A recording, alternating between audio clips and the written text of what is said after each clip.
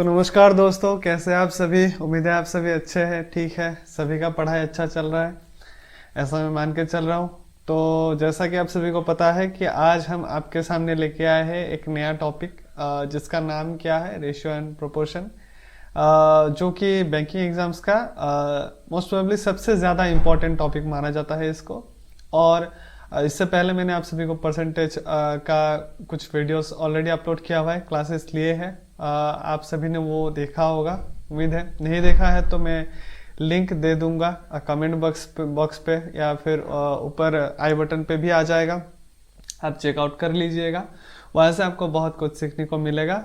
और चलिए आज का वीडियो हम शुरू करेंगे, ज़्यादा देरी नहीं करते हैं। उससे पहले मैं आप सभी को बोलना चाहता हूँ कि अगर आप मेरे इस चैनल पे नया विजिट कर रहे हैं, सिंस मेरा चैनल ही नया है तो आप नए नए विजिट कर रहे हैं अगर, तो मेरे इस चैनल को आप सब्सक्राइब करना मत भूलिएगा। और हमारे वीडियोस आपको ज़रूर अच्छे पसंद आएंगे, इतना मेरा विश्वास है। हमारे वीडियो के साथ जुड़े रहिए। आपका बैंकिंग का जो जर्नी होगा या तो गवर्नमेंट एग्जाम्स का जो जर्नी होगा बहुत ही अच्छा जाएगा, ऐसा मेरा मानना है। तो चलिए आज शुरू करते हैं हमारा जो नया टॉपिक है। इसके बाद भी हम परसेंटेज में फिर से आएंगे हाई लेवल का क्वेश्चंस लेके, लेकिन मैंने सोचा कि क्यों ना रेशियोज का ही कुछ वीडियोस लाया जाए, कुछ क्लासेस लिया जाए अगले कुछ दिनों तक। तो चलिए और ज़्यादा देरी नहीं करते हैं, आज का जो सेशन है यहाँ पे हम स्टार्ट करेंगे। तो आज के सेशन में ना परसेंटेज, अगर रेशियो आपको सीखना है, जानना है, तो आपको ना उससे पहले ना रेशियोज का कुछ बहुत छोटे छोटे बेसिक्स सी जो बातें हैं वो आपको ना जान लेना पड़ेगा। जैसे कुछ बेसिक सी बातें मैं आपको बोलना चाहूँगा यहाँ पे। फॉर एन एग्जाम्पल, रेशियो तो सबको पता है ना, क्या होता है, ये वाला होता है ना, A/B, ये इस टू होता है, ये वाला ये होता है। हम रेशियो, हमको मतलब जो आइडिया होता है यही होता है ना। लेकिन इसके आगे भी फॉर एन एग्जाम्पल मान के चलिए A/B आपके पास क्या है, 2:3 है। तो A/B, A अनुपात B क्या है, 2:3, ऐसा है ना। तो इसी को घुमा फिरा के कुछ हम करते हैं, जिसके बाद हमारा रेशियो से क्वेश्चंस बनते हैं। जैसे फॉर एन एग्जांपल हम ले लेते हैं, मान के चलिए आपके पास कुछ ऐसा है, क्या है हम देख लेंगे। ले लेते हैं एग्जांपल। जैसे आपके पास, आप मान के चले क्या है, A/B है कितना, 2:3 है, हम ऐसा मानते हैं, ठीक है। और आपके पास मान के चलिए B/C कितना है आपके पास, 3:5 है।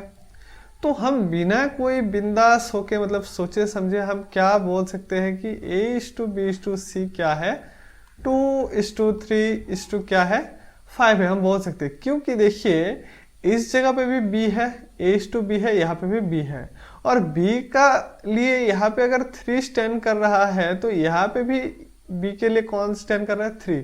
मतलब A के रेस्पेक्ट में B अगर यहाँ पे 3 है तो B के रेस्पेक्ट में C जो है, यहाँ पे भी जो B है वो क्या है, 3 है। मतलब B का दोनों जगह पे वैल्यू सेम दिखा रहा है। तो वैल्यू नहीं, एक्चुअली रेशियो वैल्यू है। तो दोनों जगह पे B के लिए जो है क्या है, 3 है। तो दोनों को हम आसानी से मर्ज कर सकते हैं। कैसे, जैसे 2:3:5 हमने डायरेक्ट लिखा है क्या, 2:3:5 है ना। अब इसी चीज को ना मैं थोड़ा सा आगे घुमा के बताता हूँ, आप देखना जरा। मान के चलिए आपके पास क्या है, A/B गिवन है कितना, 2:3, एंड आपके पास B/C क्या गिवन है, 4:5। अब जरा आप ध्यान से नोटिस कीजिएगा, B तो दोनों जगह पे है ना। B आप देख रहे होंगे कि यहाँ पे भी B है, अगेन यहाँ पे भी B है, बट B के रेस्पेक्ट में यहाँ पे जो वैल्यू है क्या है, 3 है, बट B के रेस्पेक्ट में यहाँ पे जो वैल्यू दिख रहा है हमारे पास कितना है, 4 है। एक ही टाइम पे एक ही मैथ्स पे, यानी एक ही क्वेश्चन पे क्या B अलग अलग वैल्यू दिखा सकता है, बिल्कुल नहीं दिखा सकता है।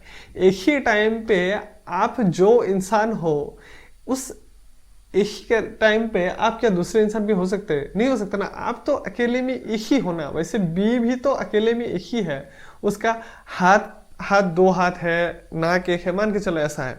तो मान के चलो B जो है अपने आप में वो वही है। तो B एक ही टाइम पे अलग अलग वैल्यू, अलग अलग रंग तो नहीं दिखा सकता ना।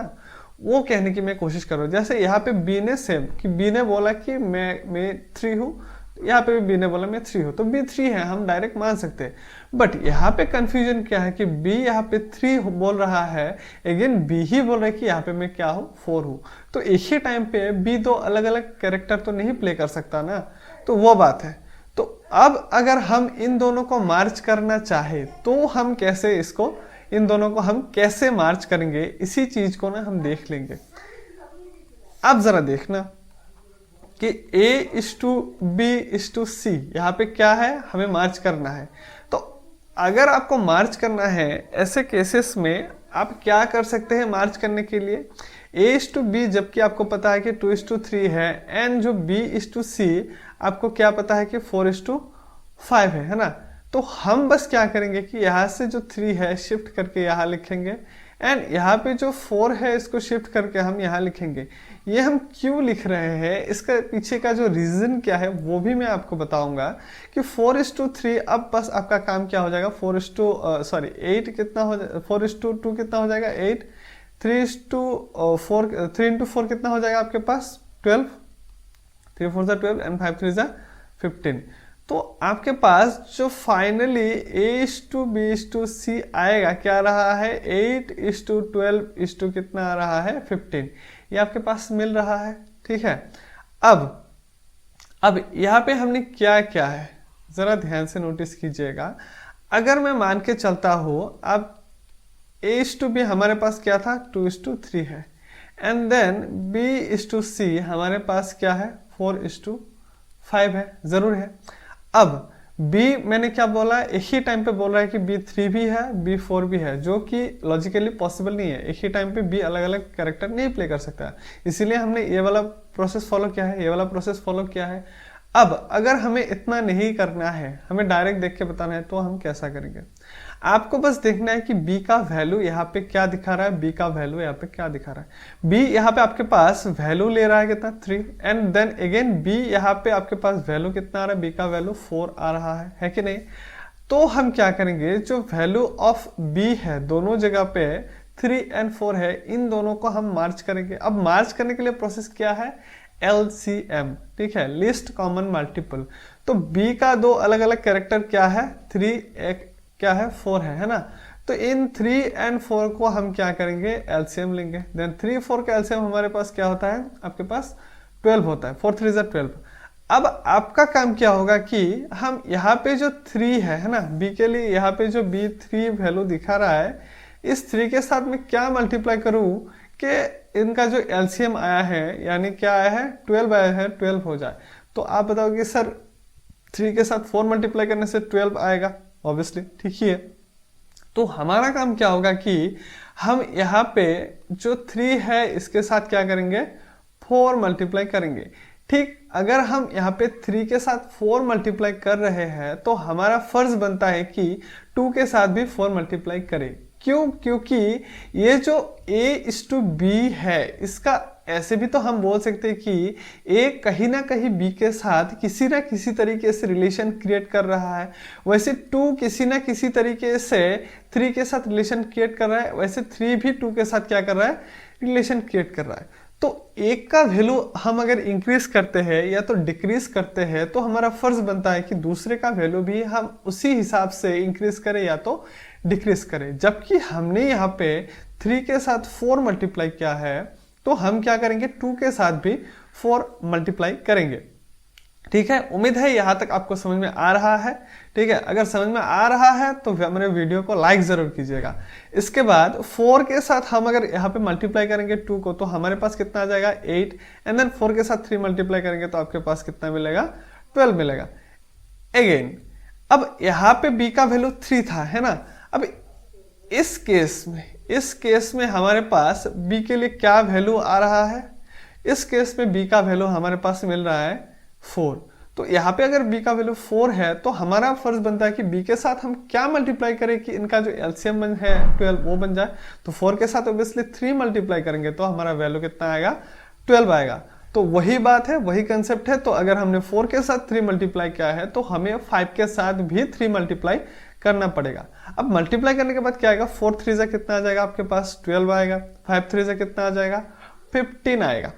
अब आप अगर ध्यान से नोटिस करेंगे तो इनिशियली हमारे पास A:B क्या था, A:B इनिशियली हमारे पास क्या था, 2:3 था, है ना।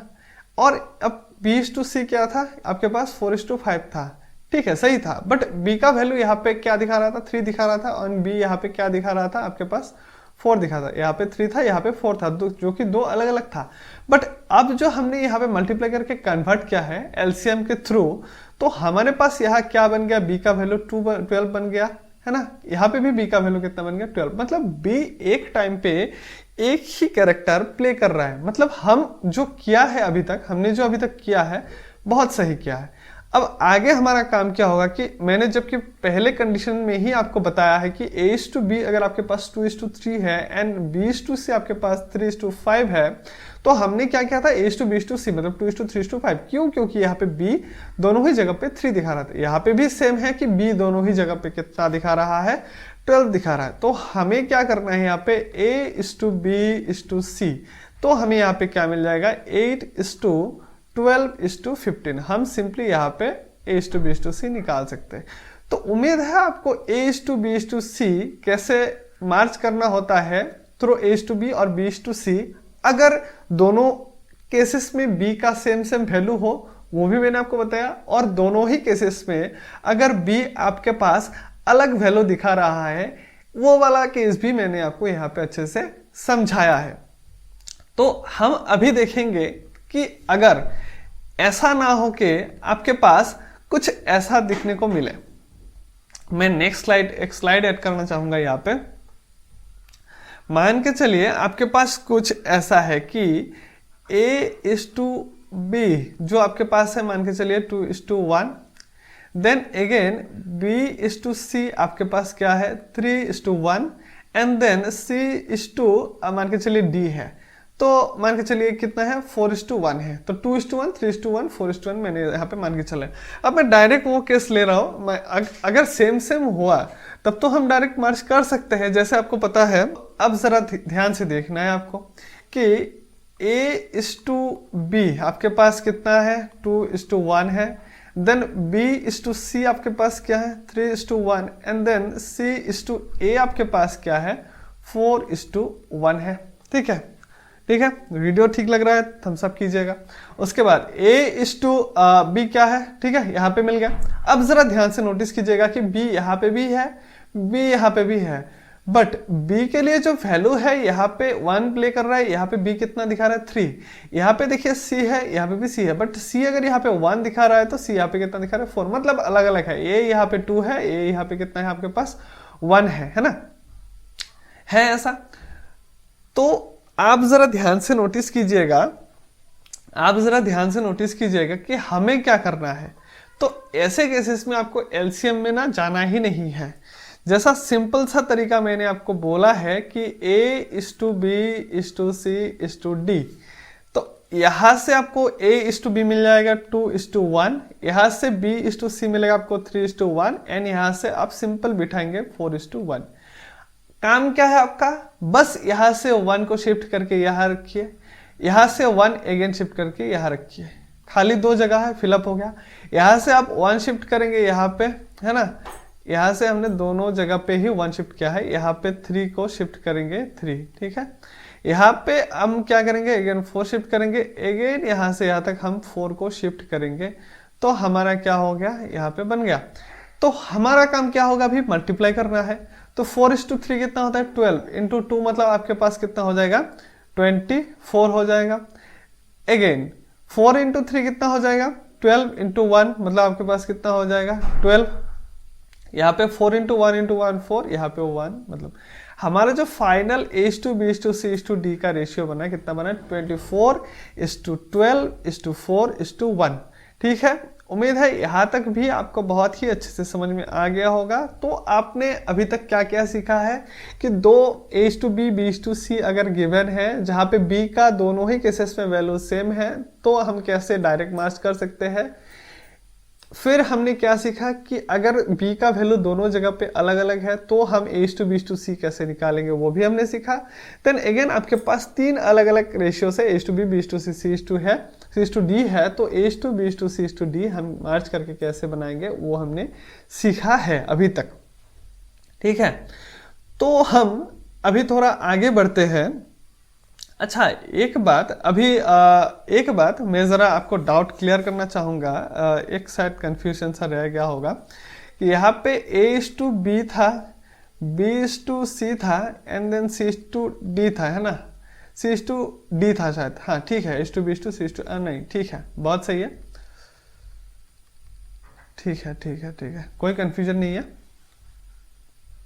ठीक है, और देन दोनों ही केसेस में हर तरीके का सीख लिया। अब हम जाते हैं थोड़ा सा हटके अलग कंसेप्ट पे, जो कि आपके लिए बहुत ही ज़्यादा यूजफुल कंसेप्ट होगा। आप ज़रा ध्यान से नोटिस कीजिएगा।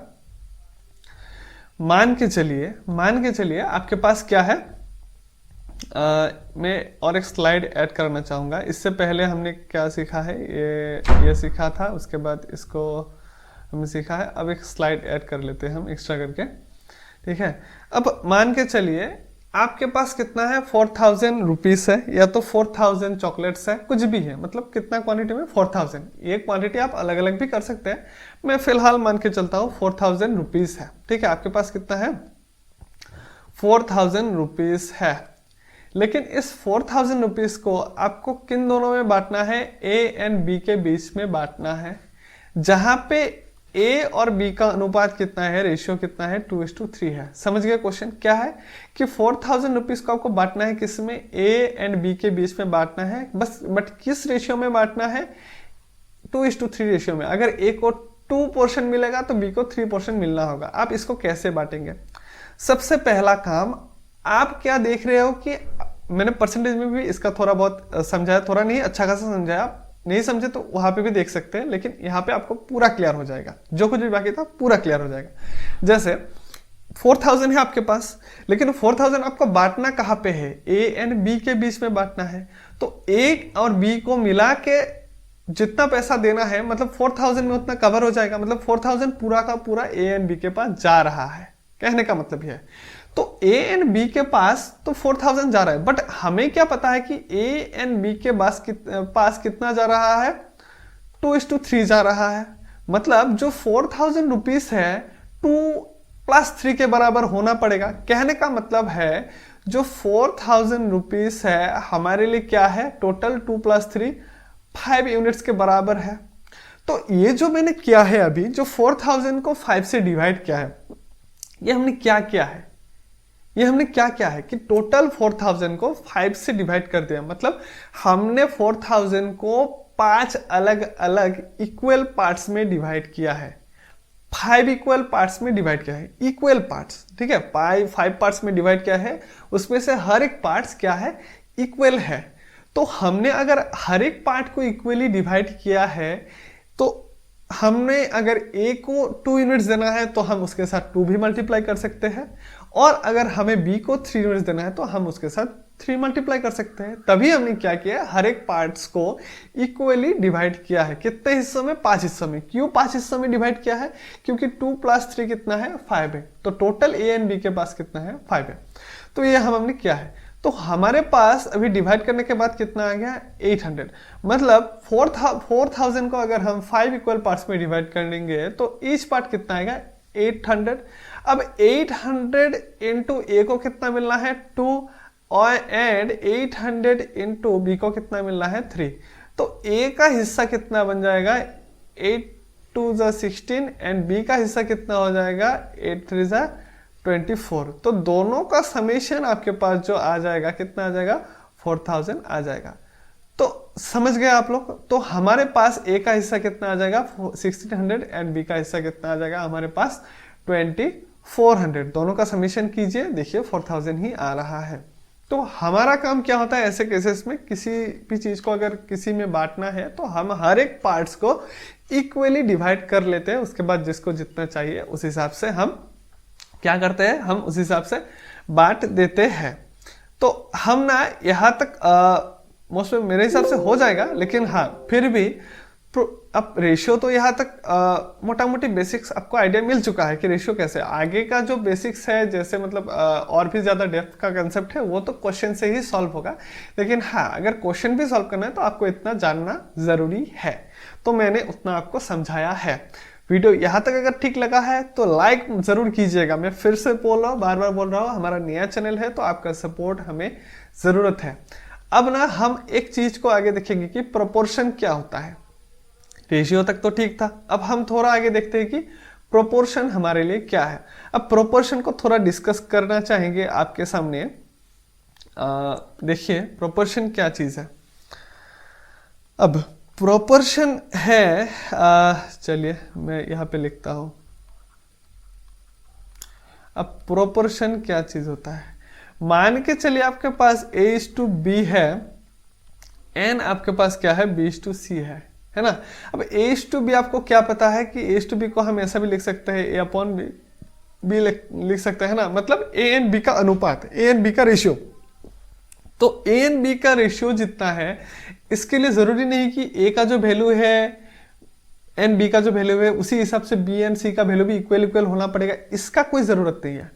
हमारे पास क्या, हमारे लिए क्या मैटर करता है, हमारे लिए मैटर करता है कि A एंड B का जो रेशियो है, B एंड C का भी जो रेशियो है, दोनों का रेशियो क्या है, सेम है। हमारे लिए ये मैटर करता है।